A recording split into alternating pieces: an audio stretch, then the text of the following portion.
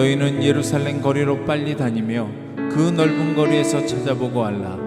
너희가 만일 정의를 행하며 진리를 구하는 자를 한 사람이라도 찾으면 내가 이 성읍을 용서하리라. 그들의 여호와께서 살아계심을 두고 맹세할지라도 실상은 거짓 맹세니라.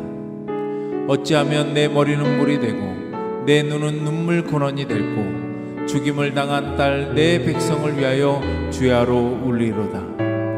내가 광야에서 나그네가 머무를 곳을 얻는다면 내 백성을 떠나 가리니 그들은 다 가늠한 자요 반역한 자의 무리가 되미로다.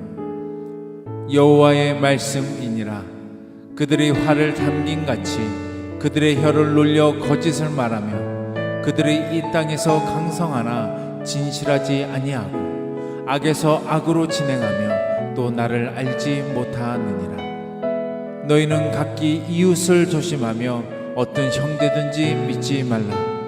형제마다 완전히 속이며 이웃마다 다니며 비방함이라. 그들은 각기 이웃을 속이며 진실을 말하지 아니하며 그들의 혀로 거짓말하기를 가르치며 악을 행하기에 지치거늘 내가 사는 곳이 속이는 일 가운데 있도다.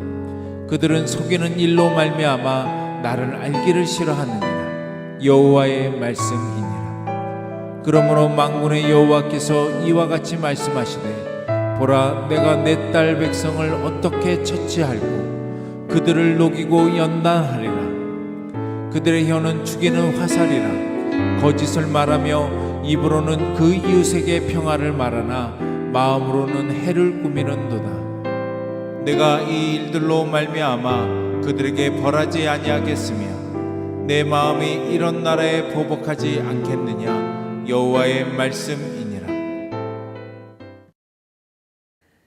제가 예레미야 말씀을 이제 계속 묵상하면서 너무나 크게 와닿은 한 말씀이 있었습니다. 그 말씀이 내 마음판에 때린 후로는 어떤 말씀도 제 마음속에 들어오지 않고 그 한마디 말씀 하나가 예레미야의 핵심이구나. 그러면서 그 뒤에 자세하게 이스라엘의 이 거짓된 도성에 대해서 세세하게 고발하는 그 말씀이 왜 그렇게 이어지는지를 알게 되었습니다. 그 말씀이 뭐냐면 오늘 본문 말씀 5장 1절 말씀입니다. 같이 읽을까요? 너희는 예루살렘 거리로 다니며 그 넓은 거리에서 찾아보고 정의를 행하며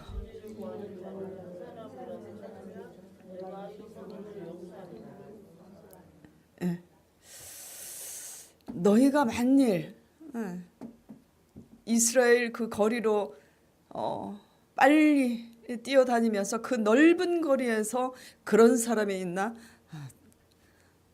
찾아보라고. 너희가 만일 정의를 공의를 행하며 진리를 구하는 자를 한 사람이라도 찾으면 내가 이 성읍을 용서하리라.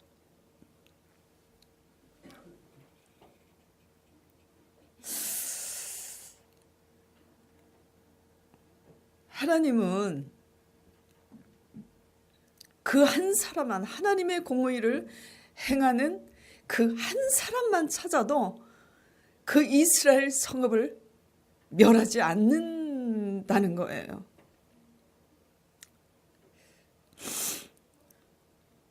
소돔과 고모라를 멸하실 때 하나님께서는 그 한 사람 아브라함을 생각하셔서 아브라함의 조카 롯과 그 가족을 그 소돔에서 구원해내신 사실도 생각하게 되었습니다. 물론 롯의 처는 소돔에 미련이 있어서 뒤돌아보다가 돌같이 굳어져서 죽었지만 하나님은 성읍을 살리기 위해서 일 잘하는 어떤 한 사람을 찾는 것도 아니고 똑똑한 어떤 사람을 찾는 것도 아니라 하나님의 공의를 실천하면서 진리를 사모하는 그 한 사람을 찾으시는구나. 그 한 사람 때문에 성읍을 살릴 수 있다니. 하물며 그 한 사람 때문이라면 가정도 능히 살리지 않겠는가. 하물며 그 한 사람 때문이라면 이 작은 교회도 능히 하나님께서 부흥케 하시지 않겠는가. 그리고 젊은 청년들은 나 한 사람 때문에 또 타락한 친구, 하나님을 모르는 친구를 하나님 앞으로 이끌어낼 수 있지 않겠는가. 교회를 개척한 담임 목회자인 한 사람으로서 정말 야구 방망이로 머리를 맞는 것 같이 정신이 번쩍 드는 말씀이었습니다. 나는 하나님이 찾으시는 그 한 사람인가? 그 정의, 공의에 대해서 제 자신을 돌아보게 되었습니다. 문득 그러면서 생각나는 일이 있었어요. 나이 40세에 도박이며 주식으로 제 마음을 말할 수 없이 고통 가운데 빠뜨렸던 그 남편으로 인해서 제가 너무너무 고통받고 있을 때 제가 엎드려서 하나님께 간구했습니다. 그 당시 분당의 여의도 순복음 제3성전 교회를 건축하는 기간이었어요. 그래서 제가 하나님께 이렇게 기도드렸었어요. 아버지, 제가 건축 헌금을 좀 많이 갖다 바치면서 저렇게 도박하고 주식하는 제 남편을 위해서 기도한다면 제 기도를 들으시겠나이까? 그런데 성령님께서 그때 그렇게 말씀하셨어요.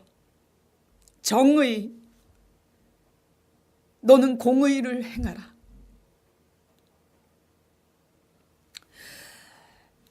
제가 멍하니 그 공의에 대해서 깊이 생각하고 있는 중에 성령님께서 공의에 대해서 내 자신이 어떻게 적용해야 될지 몰라서 생각하는 줄을 아시고 성령님께서 이렇게 설명을 해 주셨습니다.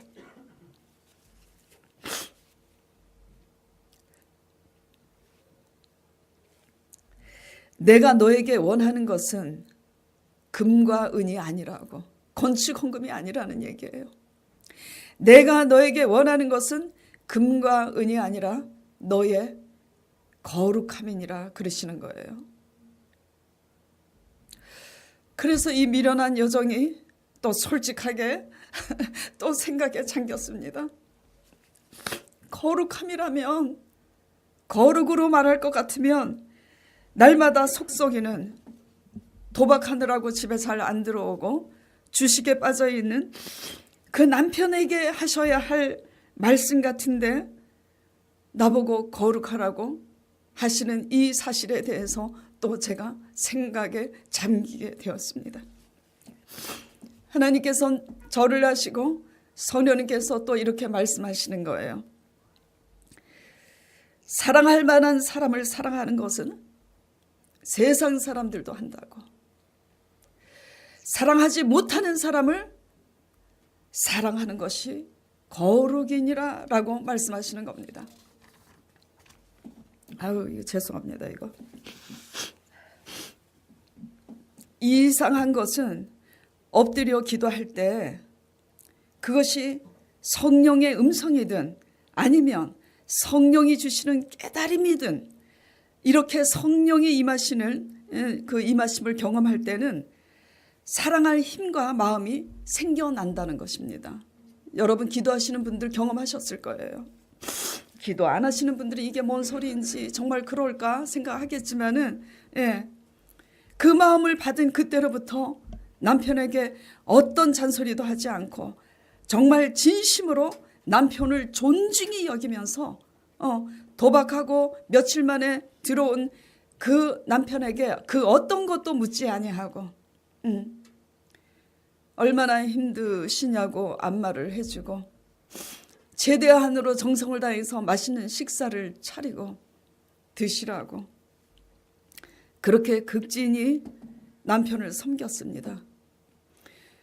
그러자 정확하게 39일 만에 제가 기도 노트를 작성하고 있기 때문에 날짜를 계산해 보니까 정확하게 39일 만에 도박과 주식에 중독이 되어 있는 남편을 향해서 하나님께서 말씀이 선포되더라고요. 새벽에 기도하는데 우리 남편을 향해서 하나님께서 이렇게 외치시는 거예요. 송장되기 전에 정신 차려라 그러시는 거예요.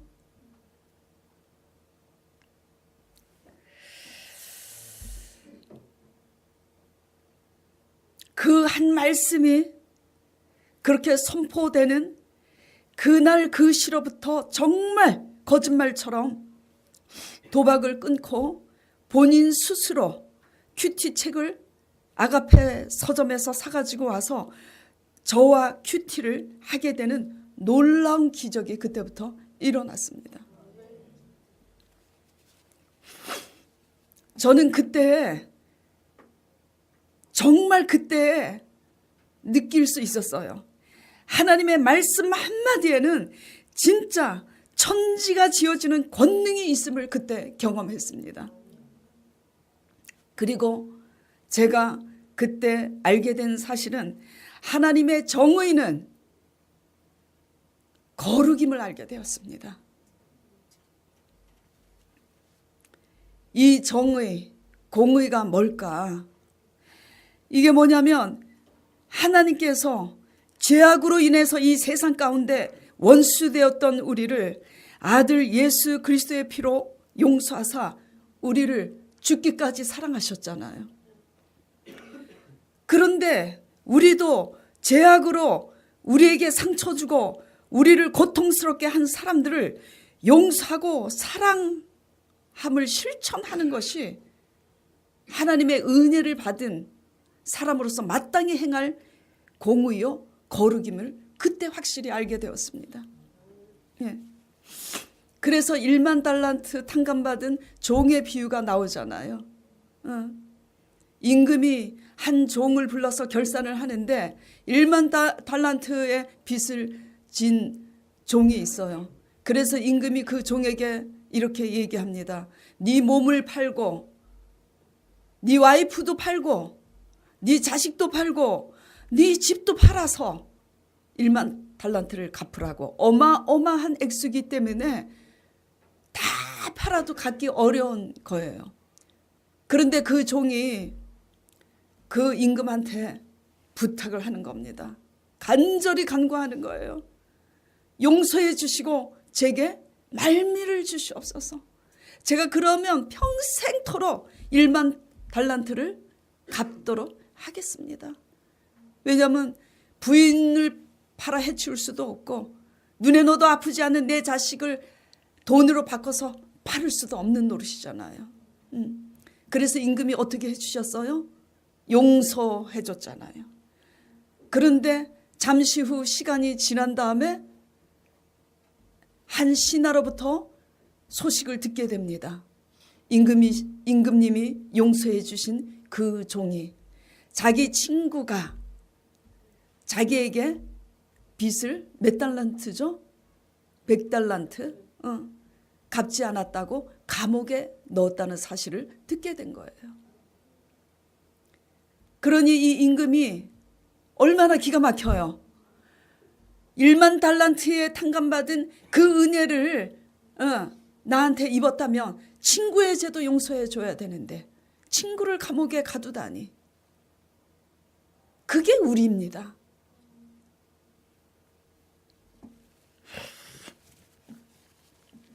그때 제가 분당에 아파트가 당첨이 돼서 아파트에 살고 있기 시작할 때였어요.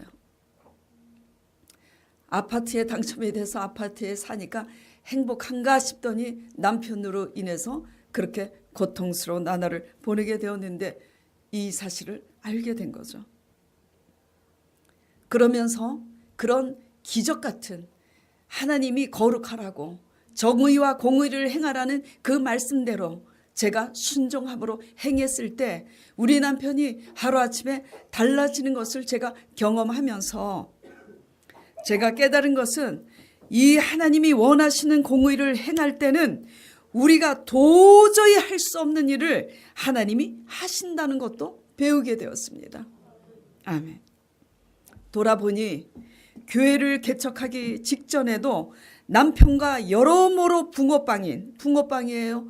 생긴 것도 붕어빵이요, 생각도 붕어빵이고 취미도 붕어빵이라 어쩜 그렇게 저를 안 닮고 여러 가지로 남편을 닮았는지,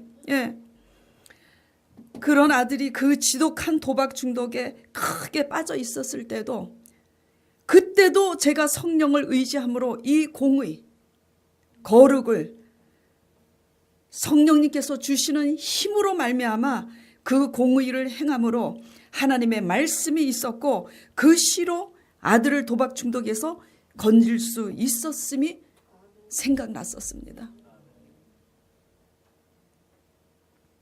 그러면서 오늘 본문 5장 1절 말씀이 실로 진리로구나 깨닫게 되는 거예요. 다시 읽겠습니다. 너희는 예루살렘 거리로 빨리 다니며 그 넓은 거리에서 찾아보고 알라. 너희가 만일 정의를 행하며 진리를 구하는 한 사람이라도 찾으면 내가 이 성읍을 용서하리라. 그 한 사람 때문에 성읍을 용서하고 그 성읍을 멸하지 않겠다고 하시고, 소돔과 고모라에 의인 10사람만 있어도 그 소돔을 멸하지 않겠다고 하신 그 하나님은 어제나 오늘도 동일하게 우리가 공의를 행하니 내 남편을 새 사람으로 바꾸시고 내 아들을 도박에서 정말 우리 아들의 그 타락할 대로 타락한 그 도박, 그런데도 사하시고 우리 아들을 새롭게 거듭나게 한 사실을 이 말씀과 함께 적용해 보니까 진짜 맞더라고요. 그래서 이렇게 새 사람으로 구원하시고 치료하시는 일을 우리 남편과 내 아들에게 하셨구나 추억하게 되면서, 동시에 저 자신에 대해서, 지금 현재 제 자신에 대해서 깨닫게 된 것은 내가 지금 그 공의를 상실했구나 라는 것을 알게 되었다라는 거죠.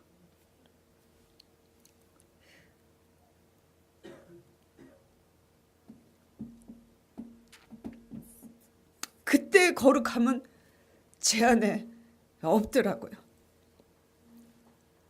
핑계를 대자면 대학원을 다니면서 교회를 개척하게 돼서 정신없이 2년을 그렇게 다니고 그때로부터 내가 공의를 잃어버렸던가 핑계를 대자면,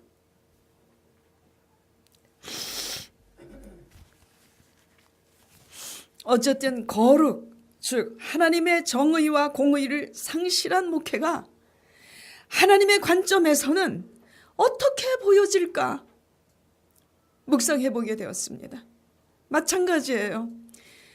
한 사람 제사장으로서, 그 가정의 한 가정의 제사장으로서, 또 젊은이들은 젊은이들이 일하고 있는 공간에서 친구들에게 하나님의 공의를 나타내고자 부른 제사장으로서 여러분들이 과연 하나님의 관점에서 공의를 행하고 있는 사람인가, 이거를 우리가 돌아봐야 될 줄 믿습니다. 생각해 보니 하나님의 공의를 상실한 목회는 하나님 보시기에 어떻게 보인다는 것을 깨닫게 되었냐면 가증스럽고 거짓스러운 목회자로 보이겠구나.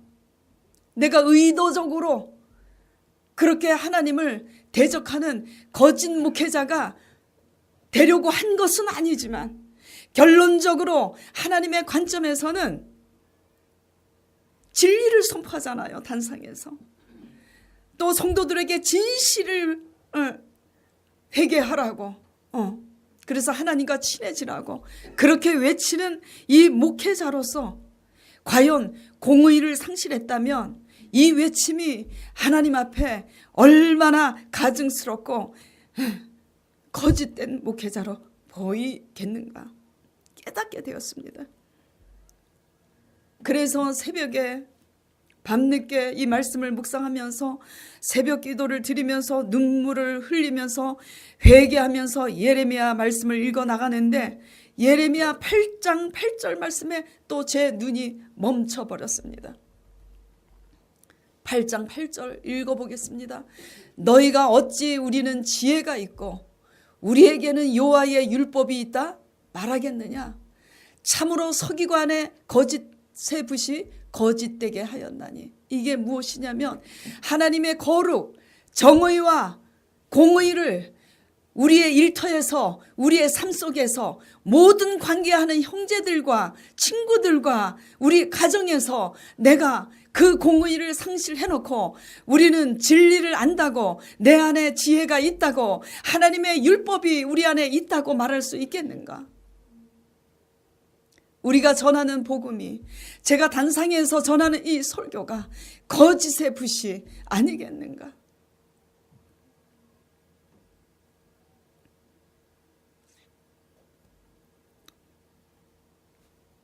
너무나 기가 막힌 내 모습에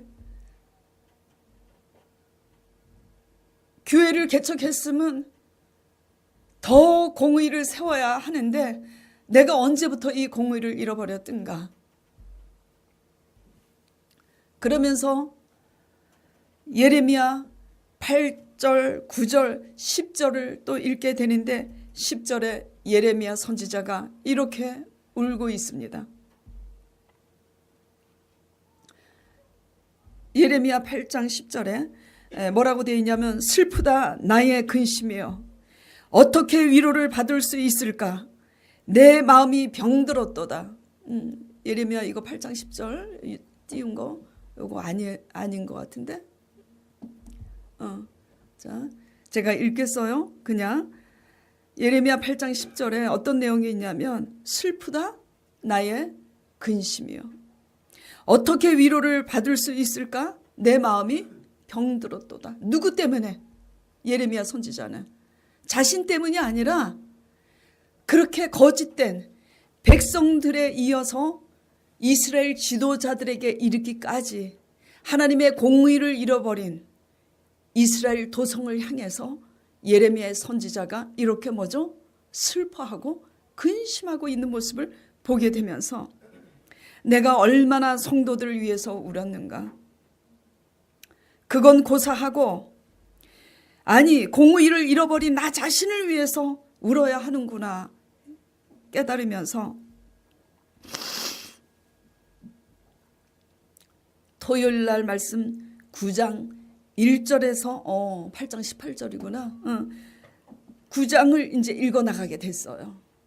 세상에 9장을 읽어 나가는데 완전히 거짓이 난무한 도성이 되어버리는 이스라엘의 거짓된 모습을 보게 되는 겁니다. 1절부터 9절까지 9절이잖아요. 그 짤막한 9절 사이에 거짓과 속임수라는 말이 몇 번이 나오냐면 쉬어봤어요. 8번이나 나오더라고요. 절마다 반복해서 나오는 이 거짓과 속임수에 대한 말씀을 제가 묵상하면서 나는 물론이고 우리 교회 성도들 모두 하나님이 원하시는 정직을 회복해야 하는 이 긴박성을 깨닫게 되었습니다. 이럴 때 아멘 해야 되는 건데 뭐를 회복해야 된다고요? 하나님이 원하시는 정직성. 우리는요, 우리가 생각하는 팩트, 그걸 놓고 따지고 그게 진실인 것처럼 착각할 때가 많아요. 하나님이 원하시는 정직과 우리가 생각하는 정직은 상당한 차이가 있다는 것을 알아야 됩니다. 그래서 오늘 제가 설교 주제로 삼은 게 팩트 앤드 트루스. 네.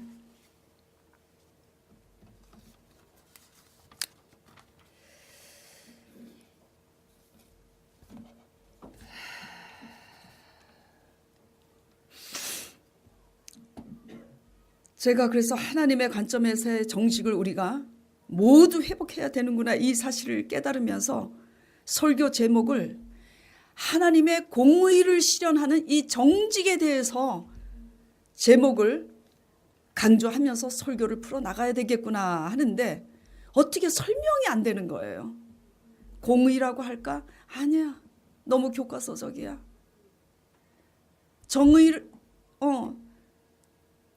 정의를 실현하는 뭐 진리? 이것도 아니야. 제가 고민을 하니까 뒤에 앉아있는 강 목사님이 아이디어를 내는 거예요. 목사님 그러시지 말고 정직을 영어로 제목을 올려보세요 그러더라고요. 영어 아무리 무식하지만 영어로 정직 정도는 알잖아요. true. T-R-U-E. true가 정직이잖아요. 그래서 너무 이제 나이가 들고 학교 다닐 때 배운 그 영어 스펠링이 맞는가 네이버로 찾아보니까 맞더라고요. T-R-U-E. 그런데 하나님의 공의를 강조하는 정직을 마음판에 새길 수 있도록 표현하면서 설교를 풀어나가기에는 이 한마디로 너무 부족한 거예요. 그리고 네이버에 이 트루 스펠링을 찾게 되면서 제가 한 가지 중요한 사실을 알게 됐어요. 트루와 트루스, TH가 붙는 이게 제가 진짜 좀 이게 익숙하지가 않지만 제가 이 얘기를 하겠습니다. 다 그래도 고등학교까지 나오신 분들이고 또 여기 인류대학을 나오신 아버님도 계시고 이제 그러시지만 트루, TRUE는 형용사로서 무슨 뜻이냐면은 맞다, 사실이다 그런 거예요. 그런데 TRUETH 이 truth는 뭐냐면 진리입니다. 진리. 그거는 맞다 사실이다 라는 말하고 truth 진리라는 거하고는 의미가 달라요. 그래서 제목을 true가 아니라 truth TH를 붙여서 하되 그것만으로도 부족한 거예요. 그러면서 똑똑한 영어 잘하는 목사님들은 이럴 때 어떻게 제목을 삼았을까 생각하면서 좋은 아이디어를 찾게 된 거예요. 하나님이 원하시는 정직과 우리가 생각하는 정직은 너무나 다른데 우리가 생각하는 정직은 어디에 많이 꽂혀 있냐면 팩트에 꽂혀 있어요. 팩트가 뭔 줄 아시죠? 팩트는 벌어진 사실이 팩트라는 거예요. 어떤 일이 벌어졌다고 그게 진실입니까? 어떤 일이 벌어졌다고 그게 진리입니까? 사건이 벌어져도 불법이 난무한 사건일 수도 있고 그냥 사실일 뿐이지 그게 진실이 될 수는 없는 거예요. 그런데 우리는요 팩트에 꽂혀. 우리가 공의를 잃어버리면 하나님의 거룩인 하나님의 공의성을 우리가 잃어버리면 우리 신앙생활에 열심은 있지만 무엇에 꽂히게 되냐면 이 팩트에 꽂히게 된다는 거. 그것을 생각하면서 제목을 그렇구나. Fact and Truth. 우리가 하나님의 공의를 상실하면 뭐에 집착한다고요? 팩트에. 어떻게? 이게 팩트야. 팩트는 이거라고. 우리가 참으로 억울하게 하는 배우자나 억울하게 하는 사람들을 향해서 상처를 받고 배신을 당하고 사기치는 일을 당하면 우리는 그 팩트, 그 사실에 집중하게 되어서 이렇게 말합니다. 네? 솔직히 그래요, 안 그래요? 네. 저는 목회자라 여러분에게 그 팩트에 대해서 말하고 싶지만 내색을 안 할 뿐이지 제 마음이 한동안 그랬어요. 사실은 이게 아니야. 사실은 저들의 더 큰 범죄를 감추기 위해서 나한테 뒤집어 쓴 거야. 이 팩트를, 이 사실을 저는 속으로 얼마나 얘기하고 싶었는지 몰라요. 그러면서 예레미야 말씀을 묵상하면서 깨닫게 된 거예요. 내가 하나님 앞에 이 공의를 상실했기 때문에 거짓된 억울한 일을 당하였음을 깨닫게 된 겁니다. 지금 알아들으셔야지 돼요. 하물며 여러분이시겠어요? 예배 후 성도들의 대화를 들어보면 대부분 이렇습니다. 또 오늘 진미순 집사님이 대표기도 하신 것처럼 단에서 선포되는 말씀을 자존심으로 제발 듣지 마시고요.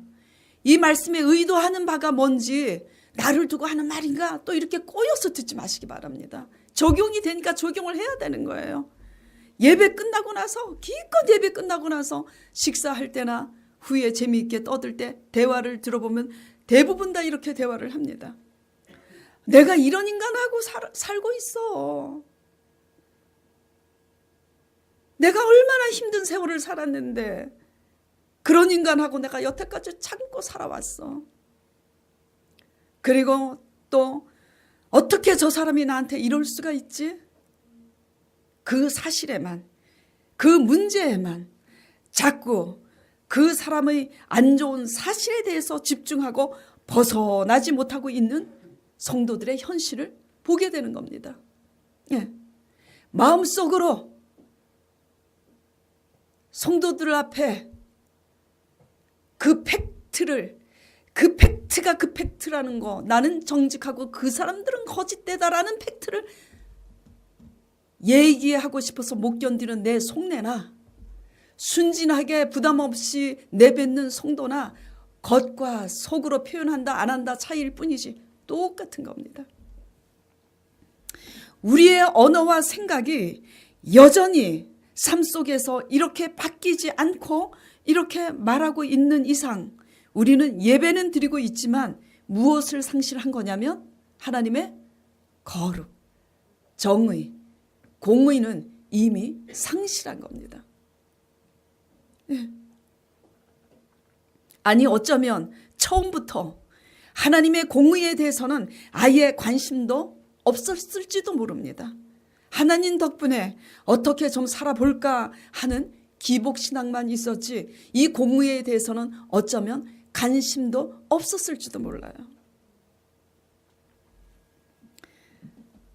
그래서 9장 1절에서 9절 말씀을 보면서 나머지 9장 이하의 말씀을 읽어보고 싶어서 읽게 되었는데 읽다가 9장 24절, 26절 말씀에 또 제 눈이 멈추게 되었습니다. 같이 읽어보겠습니다. 자랑하는 자는 이것으로 자랑할지니 곧 명철하여 나를 아는 것과 나 요한은 사랑과 정의와 공의를 땅에 행하는 자인 줄 깨닫는 것이라. 나는 이 일을 기뻐하노라. 여호와의 말씀이니라. 한마디로 뭐냐면 첫째, 무엇을 자랑하라고 말씀하시냐면 하나님을 아는 것을 자랑하라고 말씀하십니다. 그리고 두 번째는 하나님을 아는 것이란 곧 하나님의 사랑과 정의와 공의를 삶에서 행하는 것이라고 말씀하고 있는 거예요. 그리고 세 번째, 나는 하나님은 뭐를 기뻐한다고요? 이러한 일을 기뻐하는 거라고. 제단 앞에 드리는 건축 헌금 11조 금과 은 이런 것보다도 뭐를 기뻐한다고요? 그 하나님의 거룩, 그 일을 기뻐하노라고 하나님께서 말씀하시는 겁니다. 우리가 날마다 예배를 드리고 있지만 진리 앞에서 마음의 회개함으로 할례를 받지 못한 이상은 우리는 하나님의 사랑과 공의를 절대로 행할 수 없을 뿐만 아니라 사랑과 공의를 현장에서 행하지 못하고 있는 성경 공부나 예배는 하나님을 제대로 지금 알고 있는 게 아니라는 겁니다. 25절 같이 읽겠습니다. 26절까지. 여호와의 말씀이니라. 보라, 날이 이르면 할례 받은 자와 할례 받지 못한 자를 내가 다 벌하리니 곧 애굽과 유다와 에돔과 암몬 사람과 모압과 및 광야에 살면서 살적을 깎은 자들에게라. 무릇 모든 민족은 할례를 받지 못하였고 이스라엘은 마음의 할례를 받지 못하였느니라 하셨느니라.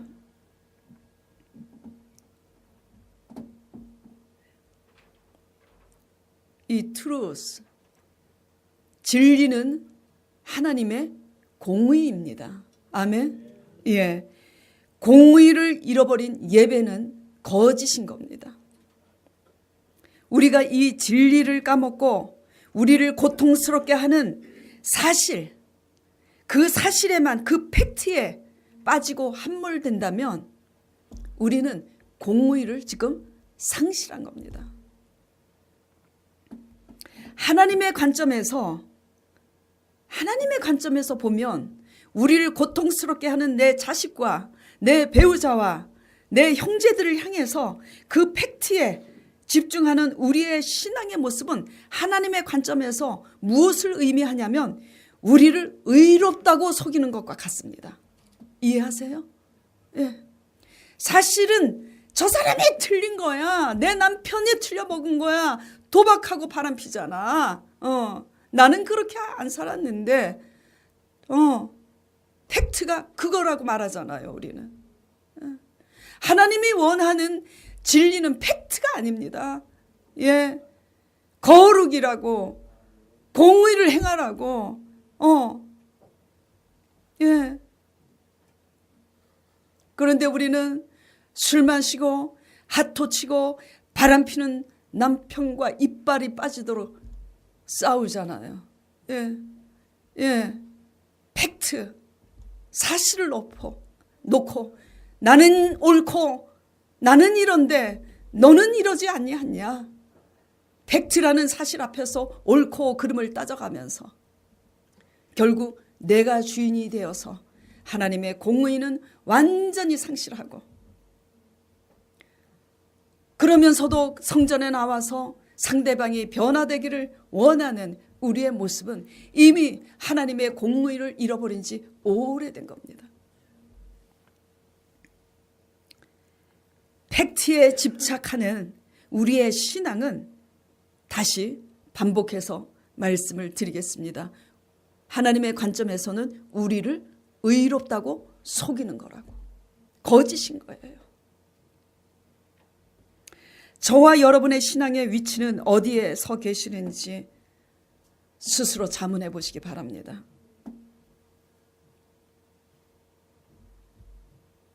하나님의 정의를 행하는 한 사람이라도 찾으면 내가 이 성읍을 멸하지 아니하리라고 한 그 한 사람인지, 아니면 팩트에만 집중해서 옳고 그름을 따지면서 헤어나지 못하고, 아직도 헤어나지 못하고 있는 건지, 그렇다면 우리는 공의에서 멀어진 사람들인 거예요. 그렇기 때문에 하나님의 공의를 상실하고 부딪히고 벌어진 사실에만 집중하는 신앙이기 때문에 우리는 지금 연단을 받고 있는 줄을 깨닫기를 축원드립니다. 예. 자, 다시 본문 예레미야 5장 1절 2절 보겠습니다. 너희는 예루살렘 거리로 빨리 다니며 그 넓은 거리에서 찾아보고 알라. 너희가 만일 정의를 행하면 진리를 구하는 자를 한 사람이라도 찾으면 내가 이 성읍을 용서하리라. 2절 같이 읽겠습니다. 그들이 여호와께서 살아계심을 두고 맹세할지라도 실상은 거짓 맹세라는 거예요. 스스로 속고 있는 겁니다. 무엇 앞에? 그 팩트 앞에, 벌어지는 사건 앞에, 우리를 고통스럽게 하는 그 팩트 앞에서 우리가 진리를 상실하고 공의를 상실하고 거룩을 상실했다는 그 사실조차 잊어버리고 속고 있는 겁니다. 자, 9장 6절 9절 말씀 읽어보겠습니다. 같이 읽어보겠습니다. 너가 사는 것이 속이는 일 가운데 있도다. 그들은 같이 읽겠습니다. 너가 사는 것이 속이는 일 가운데 있도다. 그들은 속이는 일로 말미암아 나를 알기를 싫어하느니라. 여호와의 말씀이니라. 그러므로 만군의 여호와께서 이와 같이 말씀하시되 보라 내가 내 딸 백성을 어떻게 처치할꼬 그들을 녹이고 연단하리라. 이게 제 말입니까? 우리가 연단받는 것은 하나님의 공의를 잃어버리고 거룩을 잃어버리고 나는 그렇지 않다라는 그 팩트, 그 벌어진 사실 앞에, 나를 고통스럽게 하는 그 사실 앞에 옳고 그름을 따지면서 하나님의 거룩을 잃어버린 우리의 이 모습이 뭐냐면 거짓이라고 고발하고 있는 겁니다. 물론 표면적으로 보면은 우리의 욕심 때문에 거짓말을 밥 먹듯이 화살을 당겨서 쏘는 것처럼 그렇게 빠르게 한다고, 거짓말하는 혀에 대해서 화살을 쏘는 그 활의 비유를 하고 있지만, 솔직히 교회 다니는 우리는 그 정도로 표면적인 거짓말을 하지 않는다고 생각하잖아요. 그래서 하나님의 공의 앞에 공의를 행하는 자를 한 사람이라도 찾으면 내가 이 성읍을 멸하지 아니하리라. 그러면서 여호와의 이름을 두고 너희가 진실을 맹세하는 것 같지만 거기에 거짓 맹세라고 거짓 고발하는 것은 이런 거짓이 아니겠습니까? 8절 그들의 혀는 죽이는 화살이라 거짓을 말하며 입으로는 그 이웃에게 평화를 말하나 마음으로는 해를 꾸미는도다. 내가 이 일들로 말미암아 어떻게 한다고요? 그들에게 벌하지 아니하겠으며 내 마음이 이런 나라에 보복하지 않겠느냐. 이런 가정에 하나님께서 징계하지 않겠느냐. 이런 말씀인 겁니다. 우리 모두 저나 여러분, 우리 기준에서 팩트에 함몰되지 마시고 하나님의 진리의 공의, 거룩함에 집중하시는 저와 여러분 되시길 간절히 축원드립니다.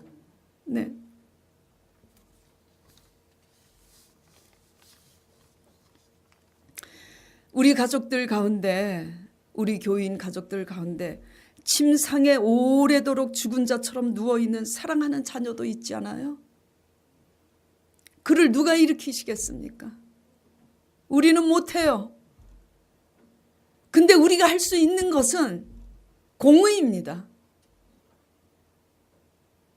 용서할 사람은 용서하는 공의를, 우리가 할 수 있는 공의를 우리가 삶 속에 실천할 때 누워있는 자녀를 하나님께서 우리가 할 수 없는 그 일을 일으키실 줄 믿으시면 아멘 하시길 바랍니다. 그러면 우리의 뭐가 변화되어야 되냐면 생각이 바뀌고 말이 바뀌어야 되는 거예요. 우리가 바뀌지 않는데 어떻게 하나님이 일을 하십니까? 그리고 여러분 또 자신이 오늘 주일 성수 지키려고 여기 교회에 앉아와서 계시는 여러분조차 현대의술로도 고칠 수 없는 의사가 그냥 평생 그렇게 사실 수밖에 없습니다 라고 그렇게 선포한 무너진 우리 육신을 누가 일으키시겠습니까? 하나님이 일으키셔요. 근데 우리는 뭘 해야 됩니까? 우리는 공의를 행해야 되는 줄 믿습니다. 또 남편에게 아직도 하나님을 믿고 있지만 내 믿음이 작아서 내 목숨줄이 남편에게 달려있다고 생각하여서 남편의 행동 여하에 따라서 오늘은 천국이었다가 내일은 지옥이 왔다 갔다 하는 그 지옥에서 우리를 누가 일으키겠습니까? 하나님만이 하실 수 있어요. 우리가 할 수 없는 일은 누가 하시냐면 하나님이 하십니다. 근데 우리가 해야 할 일은 뭐냐면 거룩, 공의인 거죠. 하나님의 성품에 참여하기 위해서 우리 힘으로 더 많은 이익을 남겨보겠다고 여기저기 웅덩이를 스스로 파놓은 그 함정에서 누가 그 함정을 파놓은 함정을 누가 메꿔서 다시 평탄하게 하실 수 있겠어요? 그 잃어버린 것. 하나님은 하실 수 있어요. 하나님이 하시면. 그러나 우리는 무엇을 해야 되는 거죠? 공의.